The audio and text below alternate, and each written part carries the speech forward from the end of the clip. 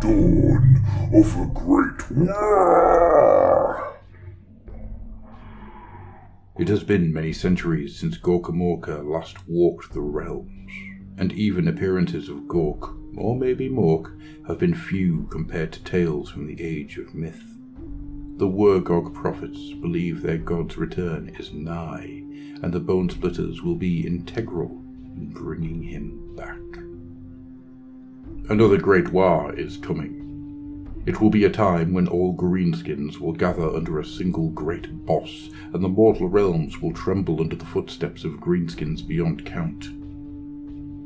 The Wurgog prophets can feel it in their bones, and their bones are seldom wrong. If a Wurgog prophet thought about it for more than a moment, he might recall that over the centuries there have been many great wargs, each rising like a wave to crash upon the realms before receding to build again. Wurgog prophets are already having wild visions of a great green beast striding across the lands, causing havoc. Under its gigantic feet, kingdoms and armies are crushed. As champions try to halt it, the beast reaches down to punch the ground, using fists the size of dreadforts, turning all to dust and rubble. Though Bonesplitters seldom dwell on the past, or even what happened to them earlier that morning, they do tell tales of the really great wars their tribes have fought in.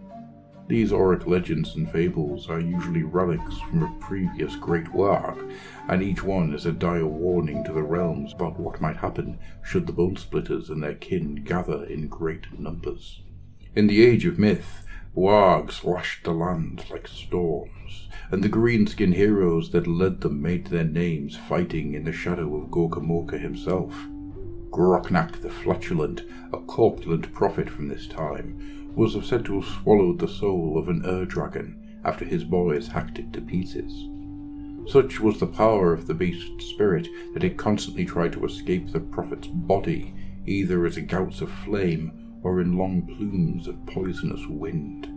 Eventually, Groknak let out a mighty yell that loosed the spirit all in one go, and blasted the face of Gorkamorka onto every mountain for 1,000 leagues. The Age of Chaos also gave rise to its share of legends, like that of Fogruk Bortos, whose war clan fought in the 500 Moons War to destroy the hell-clad bastions of the Gore Lords. After years of failed charges and rampant slaughter, Fogruk called out to the flame-wreathed skies for Gorkamorka's aid and began a violent weird dance. So energetic was his jig that the great green god decided to join in, pulverizing the Chaos fortresses under his mountain-sized feet until there were naught left but twisted iron and huge footprints. Both the Bonesplitters and the Great Wargs are indiscriminate and elemental, with little regard for who their enemies serve.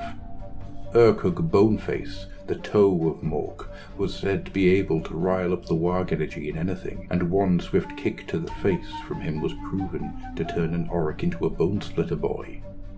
Famously, he wandered into the cinder vales of Ashqui, where war between Aurics and Fireslayers had been raging for centuries.